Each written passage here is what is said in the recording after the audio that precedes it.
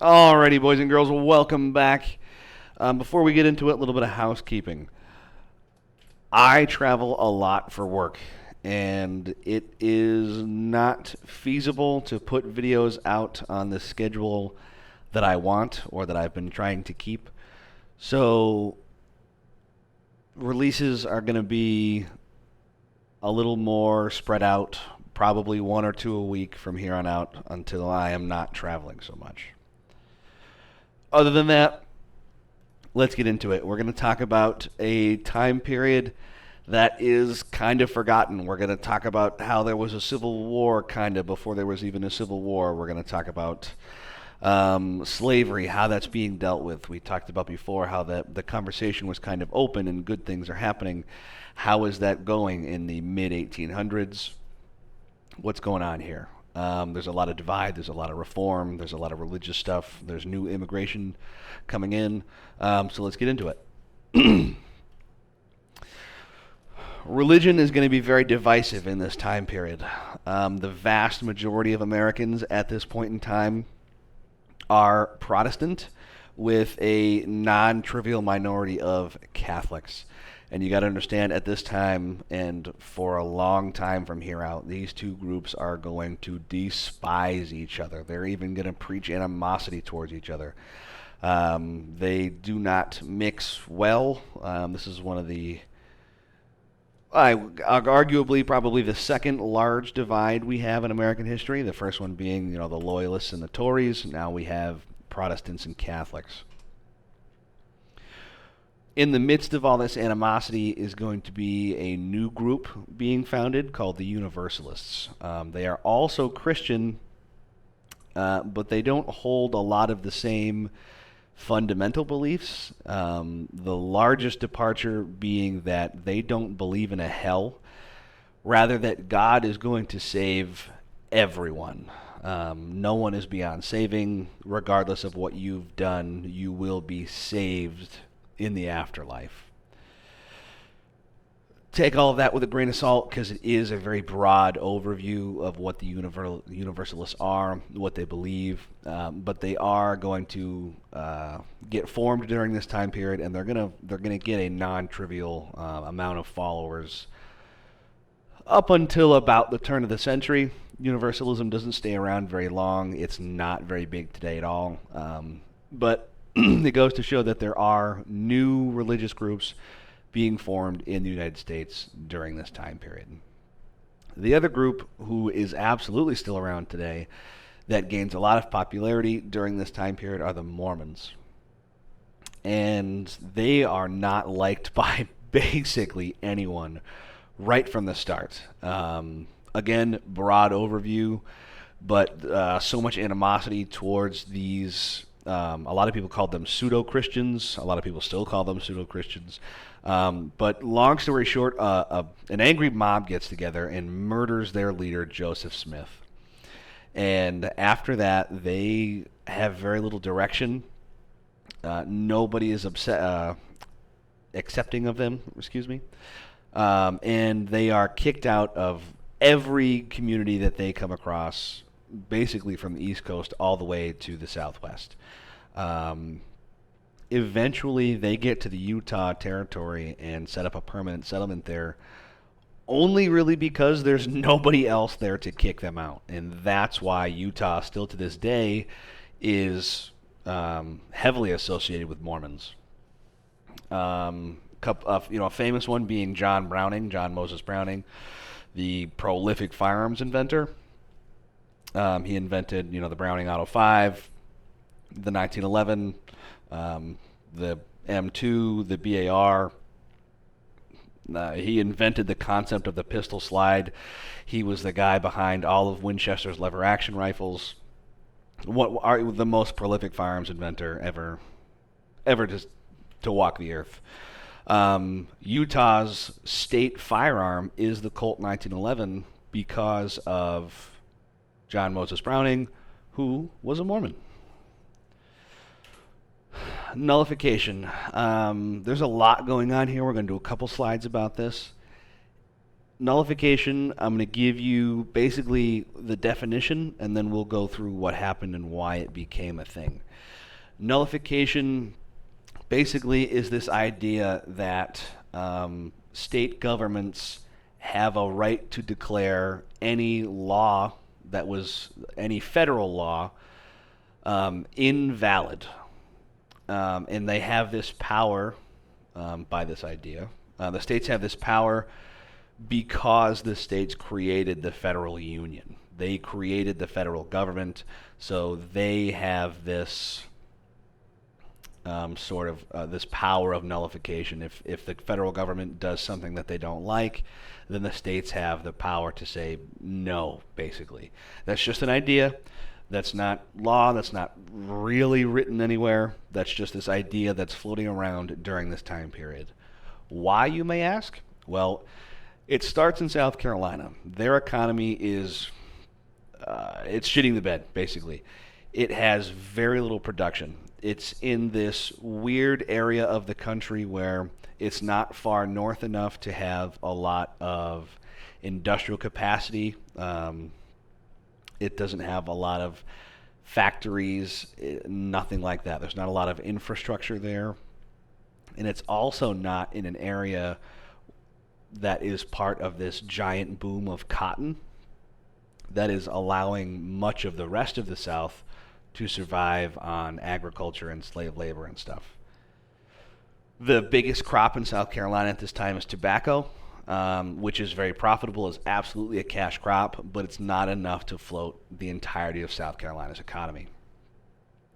Because of their lack of industry and manufacturing capability, a lot of the goods that South Carolinians are buying at this time are manufactured in Europe, mostly in England. And at this time, England, the U.S. government placed massive tariffs on imports from England.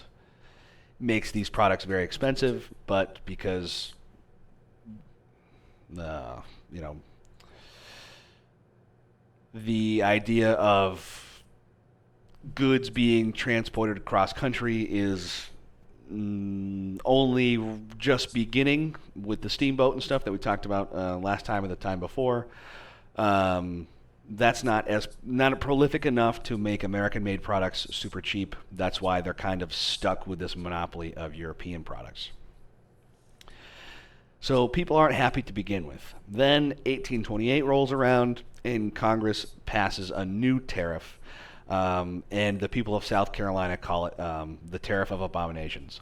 Obviously not the official name for it, but that is the easiest way to find more info if you want to find more info about it. The actual name is some, government-created jargon that means nothing. But with this new tariff, South Carolina is cooked. They threaten to secede, basically to be able to secure their economy. They cannot afford to pay these tariffs and have their people and their economy still thrive. They can't do it. And it's this that brings forth the idea of nullification. The vice president at the time, John C. Calhoun, is credited with coming up with it and putting it forth. South Carolina takes this idea and absolutely runs with it. And honestly, not for no reason. So the first Tariff of Abominations was 1828. 1832, just 4 years later, they pass another tariff. And this is what causes South Carolina to basically declare nullification on both the original and the new 1832 tariff. They declare them unconstitutional, they nullify them, we're not going to follow them, too friggin' bad. And President Andrew Jackson is not pleased. We will go more into Andrew Jackson later. He's definitely a guy that deserves at least his own episode. But he was very much a federalist in that he was pro-federal government. He was, that's the easiest way to put it. He was not pro-state rights. He was pro-national government power. He was big government guy, basically. And he, quite frankly, he takes this personally. He considers it an act of treason, and he sends warships to Charleston, South Carolina. Excuse the phone. Put that on silent. He sends warships to Charleston. And in 1833, Congress, in response to all of this, passes what becomes known as the Force Bill. And this allows the president to use the military to enforce acts of Congress. And because Congress passed those tariff laws, Andrew Jackson can use the military to enforce those tariffs. Tensions are rising. It genuinely looks like South Carolina is going to secede and go to war with the federal government. And no telling what other states would have seceded as well, in relation, in sympathy to South Carolina's cause. They're not the only ones who these tariffs are affecting, but certainly the one who's affecting the most and who was getting the most press. But there were several other states who were in not dissimilar situations. Tensions are rising. A guy named Henry Clay, kind of a big deal, could also deserve his own episode. He's a senator. He pushes through a bill, and the idea of this bill is it's not going to just take away these tariffs. In theory, the federal government still needs them to pay off everything that's been going on. Remember, we're only 20, well, about this time, we're about 35 years from creating our own government, and about 50 years away from just having fought our revolution. So we still have a lot of debts to a lot of countries that we still need to pay off, let alone pay off the debts that were created to bring the country up to what it is in the 1820s and 30s. So this bill slowly reduces tariffs until 1842, then they would be gone. So it's roughly over a 10-year period that these are going to get reduced year by year until they're gone. And this is enough that South Carolina withdraws its nullification, and in one of those very few times in history where both sides kind of feel like they won. South Carolina feels like they won because they put up an ultimatum, and eventually they got rid of the tariffs, and the federal government feels like they won because they got 10 years worth of tariffs out of this. So both sides feel like they came out on top. In hindsight, to me personally, it seems like South Carolina got screwed, but there are a lot of different ways to think about it, and history is one of those things where you just got to keep in mind that who was writing the stuff that you're reading. These are all at best secondary, if not tertiary or worse, sources that we're getting this stuff from. So everybody who writes about history puts their own spin on it, whether or not they mean to. So your sources could be biased, long story short, is what that rant was about. Just keep that in mind as you read, as we move forward. As much as I do my best to remain neutral, it's very hard to not put any of your own spin on it, whether or not you mean to. Anyways, another wonderful thing that Andrew Jackson is known for is the Trail of Tears. His inaugural address, he goes all out on purposely displacing the Native Americans, the Indians. He, again, keep in mind the time period, but he, in a concerted effort to make Americans feel safer, he is using the military to move the Native Americans to the Great Plains, which eventually where they will be set up reservations. In 2025, this is a god-awful, terrible thing. We know this is wrong. We know this is racist. You got to Remember, put yourself in the mindset of someone who is alive at this time.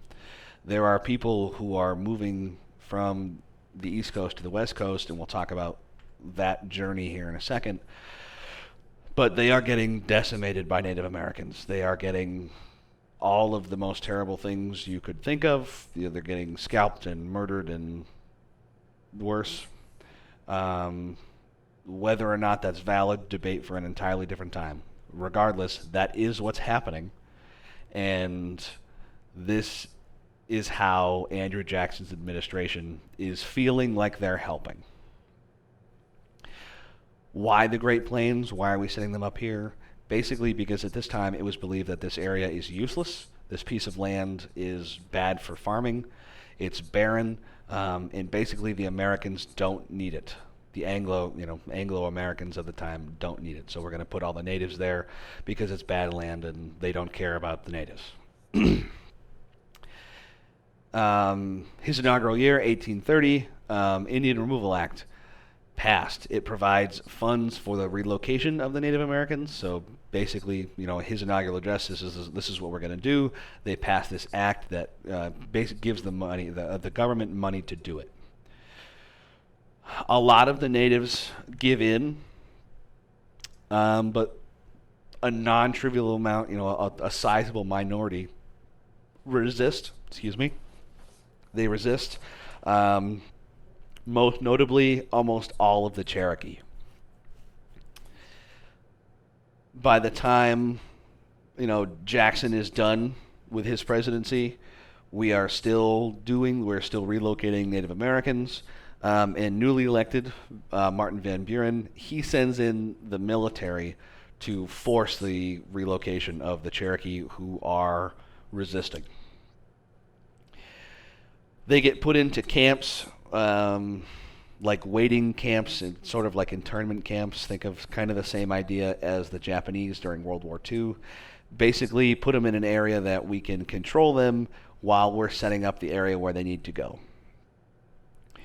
2,000 natives die in those camps, and then once they get them on the move to bring them to the Great Plains, 2,000 more die on the trip. And this whole process, starting from Andrew Jackson and ending with the 2,000 natives dying on the trip, this is called the Trail of Tears. It is this trip that gets called like the physical Trail of Tears, and then the Trail of Tears as a period in history also gets applied to this kind of greater area of, greater idea of relocating the natives to the Great Plains. So this is what's going on internally. Kind of keep this in mind as we move forward. This is going to hang out in the background for a while. It's going to affect a couple of other things. So like I said, just keep it in mind. Because there are new immigrant groups moving in. And we're going to talk about the Irish here. We're going to talk about the Germans in a second. And not to say that there weren't Irish here before, not to say that there weren't Germans here before. There absolutely were. The Irish have been in the United States since the beginning. This just happens to be a period of time where a lot of Irish immigrants show up. However, there were still a lot of Irish people here before that. But this is really just based on the potato famine. The way that Texas's economy was a mono economy based on cotton, at this time, the Irish economy was a mono economy, agricultural economy based on potatoes. And when the potato famine hit in 1845, it crushed everything in Ireland, the same way that not being able to export cotton in Texas crushed theirs. A lot of people died. A lot of people died of hunger. There was a lot of desperation.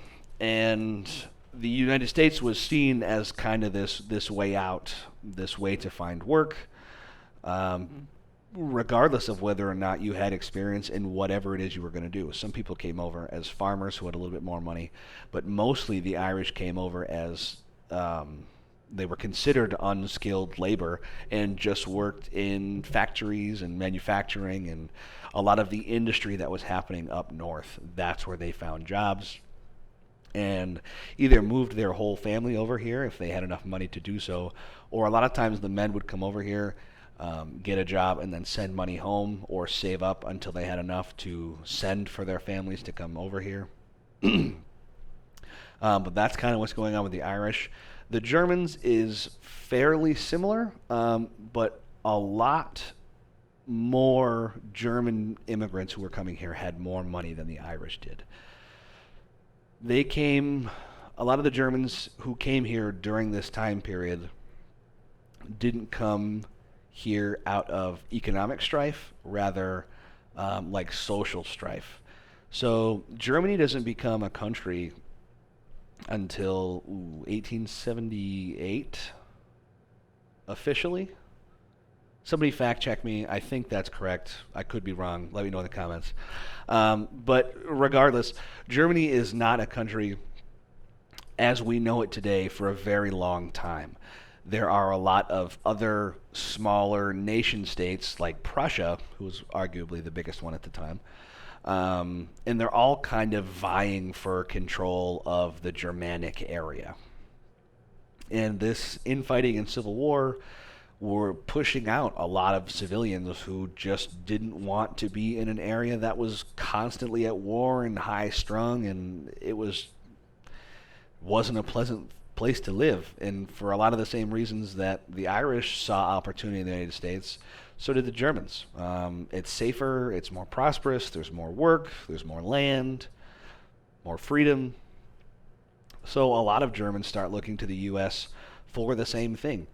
But like I said, a lot of them come with, I wouldn't say a lot of money, but certainly more money than the Irish did. And it was enough money at the time for a lot of them to buy land. And a lot of them settled in Ohio and Pennsylvania and a lot of places where today you'll still see a large Germanic population. One that's not on here is Fredericksburg, Texas. Massive German population there. This was also a time period where Germans were coming to buy the fairly cheap, kind of deserty Texas land. Still places in the Midwest that aren't yet states are also going to find a fairly sizable German population. So we got a lot. We have our national population is growing very fast for a lot of different reasons. Manifest destiny, that idea is we have achieved manifest destiny, but now that there's a lot more people, the country is like filling out, and the places that weren't fertile, like the places where we sent the Native Americans, this is going to become sort of a no man's land. And I want you to keep this in mind for the next couple of slides, especially the ones that are going to come after the Civil War. It's these areas where, like, the Wild West, if you want to call it that debatably, is going to take place. It's these infertile lands where not a lot of people go, so it takes a really long time for governments to get set up there because governments take a lot of resources. It takes a lot of resources to set up a functioning government, and the places that have more people get those functioning governments first. So it's going to be these areas that operate without a government for a very long time that are going to cater to fugitives and outlaws and Native Americans. That is going to be these places where the Wild West is really, really going to expand. So again, just keep this in mind as we move forward, because it's these areas that we're going to talk about when we get into Reconstruction and the very, very brief but very, very real cowboy gunslinger gun period in American history. New lands. So we talked about last time the Texan War for Independence, and then Texan annexation, and then the Mexican-American War. The United States gained a whole pile of land from that conflict, and with all of these new immigrants coming in and buying up a lot of this land, the population is spreading west very quickly. That's why we brought up Manifest Destiny again. All of that stuff is getting filled in. And we're going to need some tools to fill in and farm that land. So, in 1834, the mechanical reaper is invented. Long story short, it makes harvesting grain significantly easier. It increases what a single person can do with some beasts of burden. It increases several fold. And then a couple years later, in 1837, John Deere introduces what is going to be known as the sharp-edged plow. And this cuts the amount of labor needed to plow fields in half. That's what is pictured on the right here. So you would have a horse or traditionally oxen, but not always, because not a whole lot of ox in America, but there is some. But donkeys, mules, horses, bulls, basically whatever anybody has on hand, took up to that clevis, and then plow the fields. Previously, everything was pushed by hand by human power. This makes life significantly easier for the farmer. So a lot of new manufacture in the 1830s in regards to farming. This, along with all of those immigrants we talked about a minute ago, these western states, territories that are going to become western states, they're getting populated. They're getting populated very quickly. And if not for the rising tensions that are going to turn into a civil war that we'll talk about in the next couple of episodes, a lot of the Southwest territories would have gained statehood much sooner if the government wasn't busy gearing up for a civil war. But places like New Mexico, Arizona, Utah,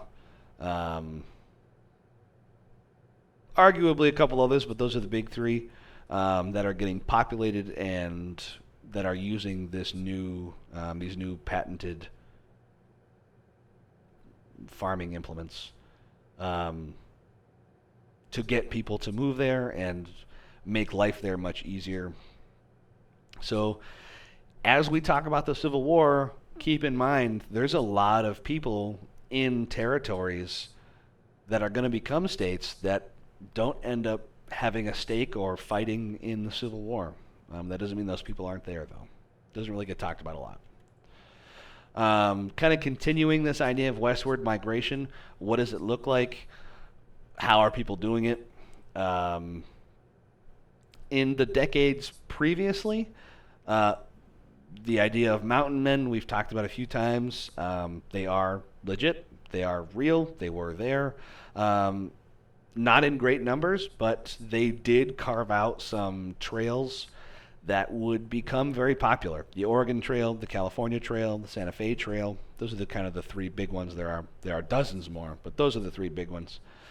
And that are going to get used by people on the wagon trains to go from, getting off a boat in one of the ports, somewhere in New York, Charleston, Georgia, any of the big ports where immigrants are coming in. Remember, this is pre,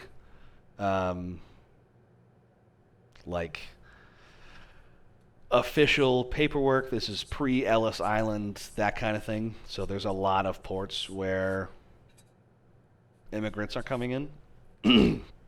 Regardless, the trip all the way west, typically to California, we'll talk about the gold rush in a minute, but the trip west to California or Oregon or wherever it is you're going takes 5 or 6 months. This is where the Donner Party was going, if you're familiar with that. A little cannibalistic tale. That's another one that deserves its own episode. Let me know if you guys want to hear about that. And in the beginning, before all of the Trail of Tears business, the Native Americans were sometimes very helpful to the travelers, providing information, allowing trade, sometimes feeding and nursing hurt or injured travelers. As more and more people come through and the U.S. government becomes more and more hostile to the natives, the Native Americans return that hostility very quickly. And everything after that results in a lot of violence. Between 1840 and 1860, 362 travelers and 426 natives are killed, simply by just people moving west and those two groups coming upon each other, whether or not they were followed or it was a genuine run-in or whatever the case may be. A lot of people died. It's very unfortunate that all of this animosity had to happen in the first place. And what this does is the federal government gets more involved. I know you're shocked.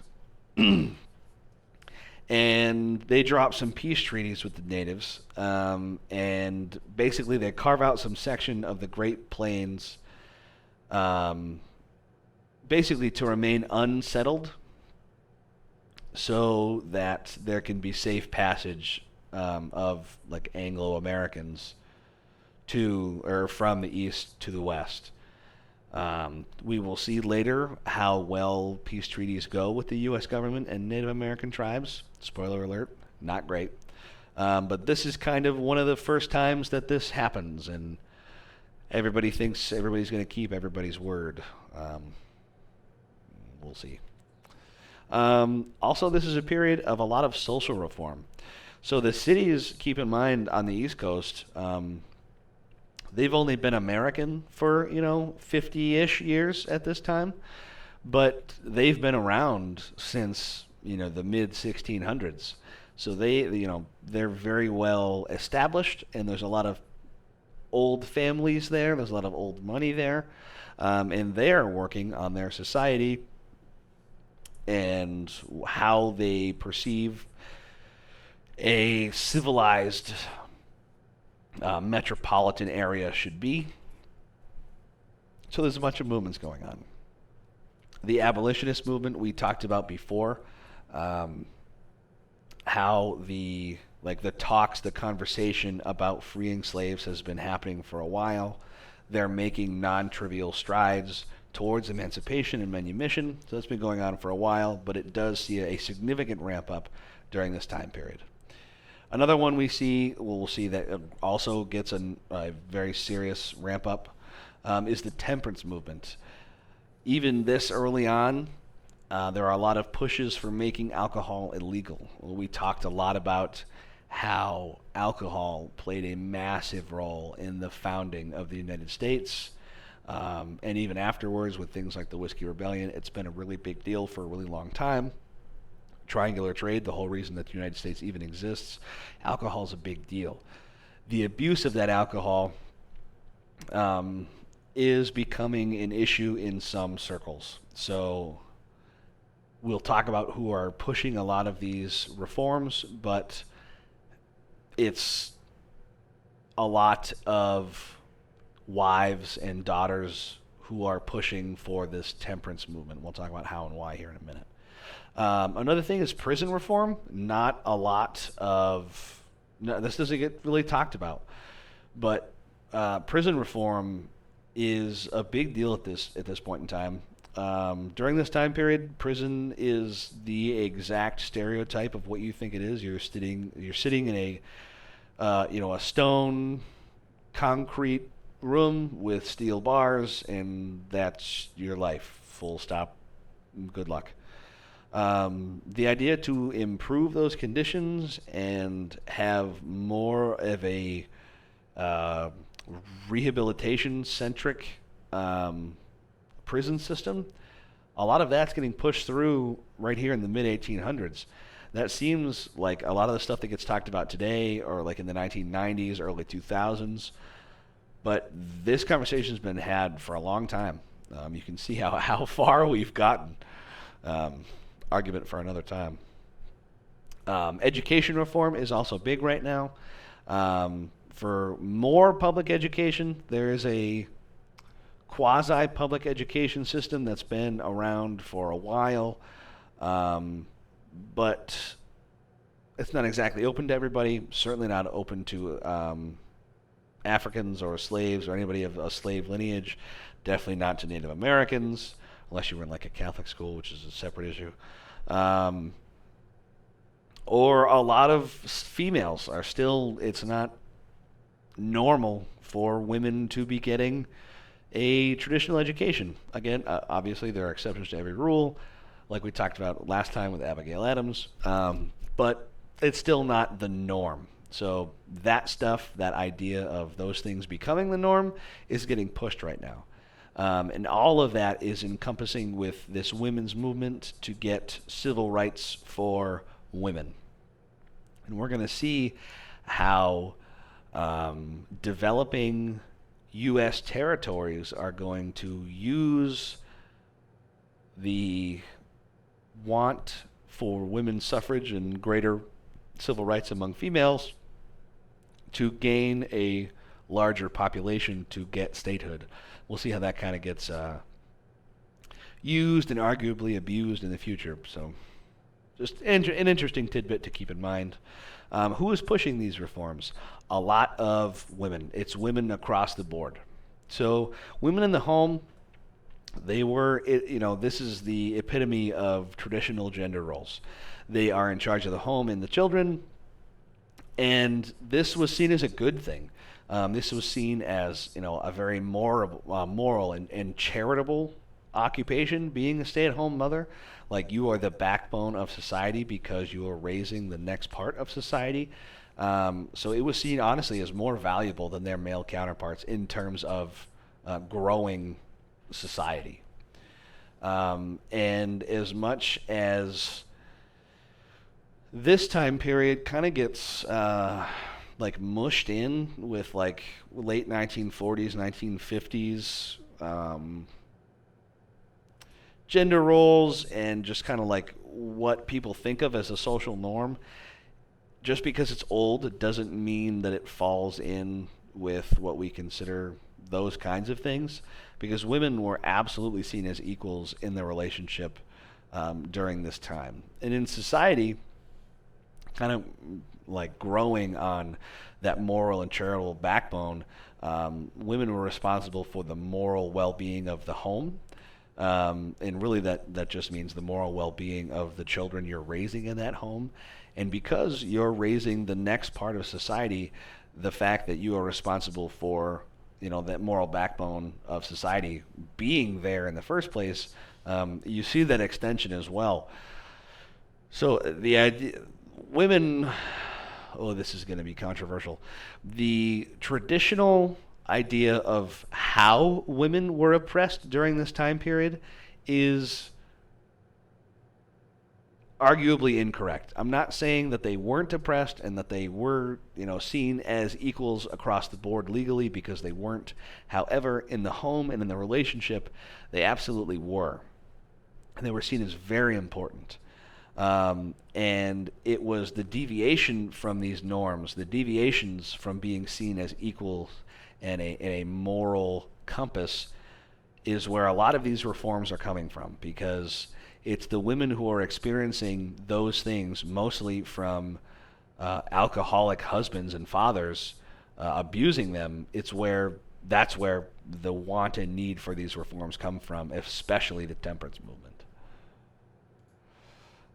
The women's movement as a whole begins in earnest in 1848 with what is called the Seneca Falls Convention. It marks the beginning of an organized women's movement. There has been small pushes for this, certainly before 1848, but this is where they all come together in earnest and as a group start pushing the same kinds of things across the board. And their number one focus in the beginning is women's suffrage, the right to vote. And they have some early successes.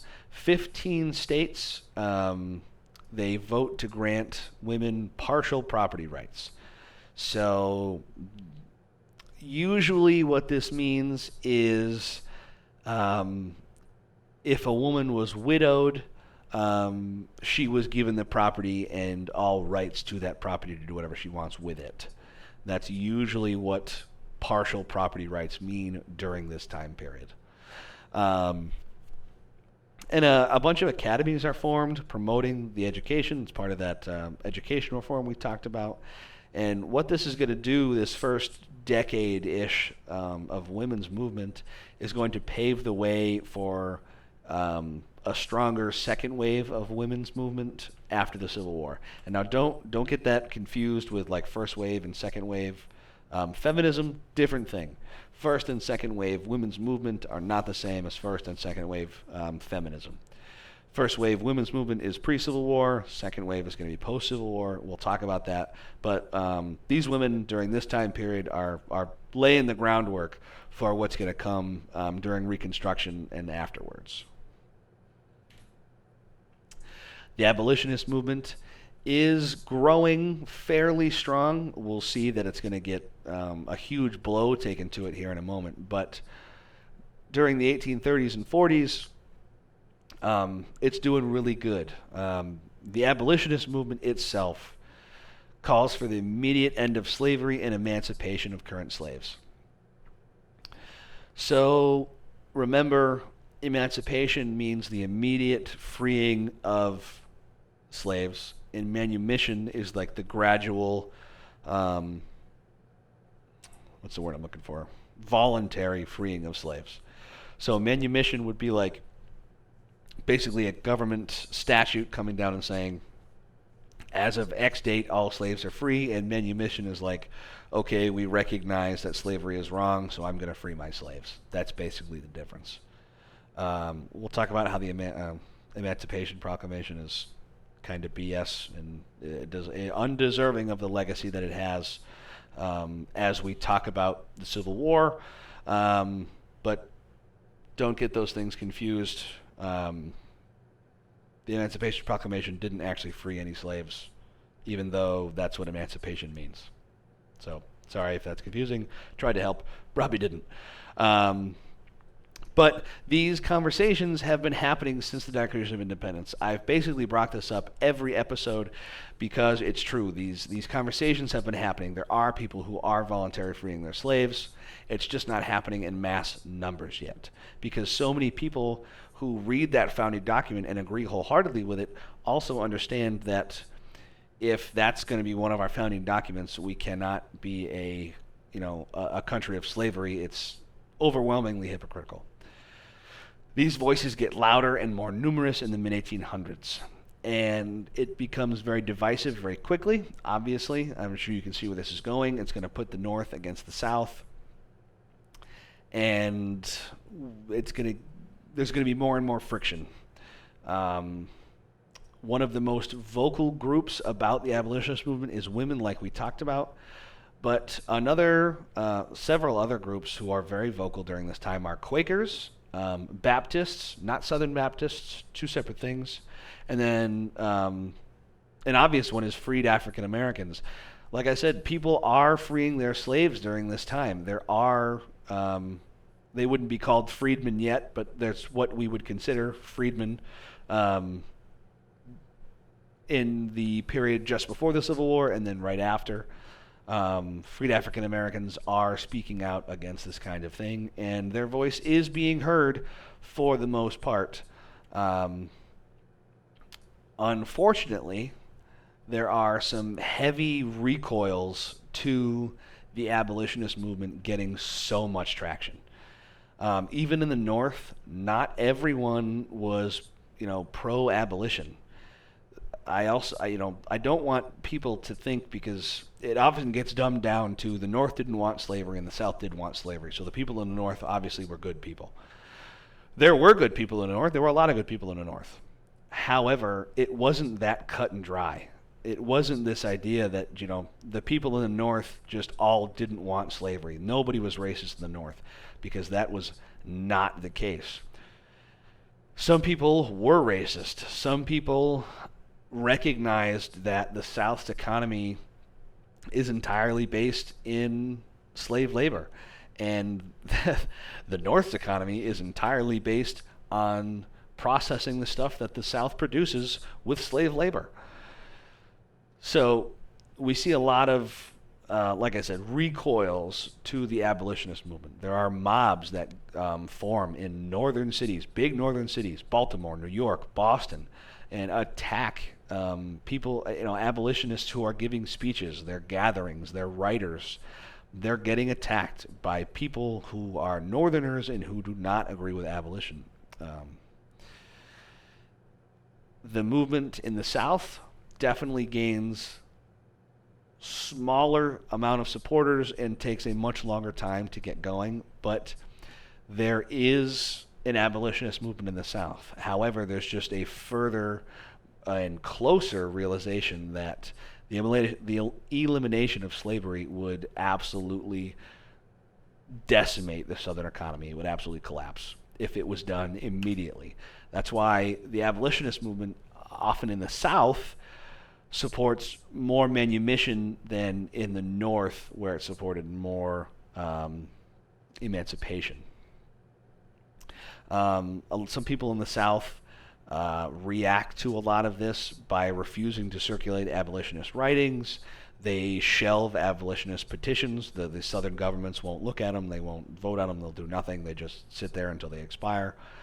And this evolves into what is known as the Great Silence. So we've seen a couple of things: the Texan Revolution, the Missouri Compromise. These kinds of things are showing how explosive the idea of slavery can be, how explosive the idea of abolition can be. People get very heated very fast. And it gets so sensitive that politicians just refuse to talk about it eventually. And this is known as the Great Silence, because politicians just refuse to acknowledge that this problem exists on either side of the aisle.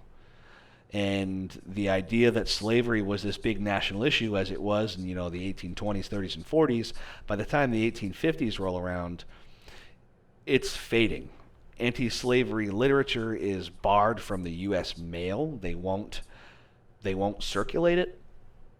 And like I said, anti-slavery abolitionist petitions to even the federal government are going to be shelved and ignored. And as I'm sure you can pick up on, this is going to cause more and more friction moving forward. That's where we're going to stop today. This is basically where we're going to stop until we talk about the setup for the Civil War. So I just wanted to go over this time period because it doesn't get talked about a lot. It's important that a lot of these reform movements get started in this time period, and then some of them blow up very quick. Some of them take a long time. We're going to see, women's suffrage get started, the push for it in 1848. That's, they're going to get it in 1920. The temperance movement, they're going to get that. They're going to get that prohibition in 1920. So, this stuff gets started, way back here in the 1840s, but it's going to take a long time to come to fruition. So just keep in mind, a lot of this stuff is starting. What's happening with Native Americans right now. Keep all this in mind for next time when we talk about how we're going to set the stage for the Civil War. Here at the end, I do have a Jeopardy Labs game that I made when I was teaching. Feel free to go and play it. It's honestly pretty fun. I liked making these a lot. It was a really fun way to get kids to study. It's a fun way to pass time if you got nothing else to do, if you're a big giant nerd like me. Other than that, thanks for coming out. Let me give me any feedback you guys have in the comments, and I'll see you in the next one when we set the stage for the Civil War.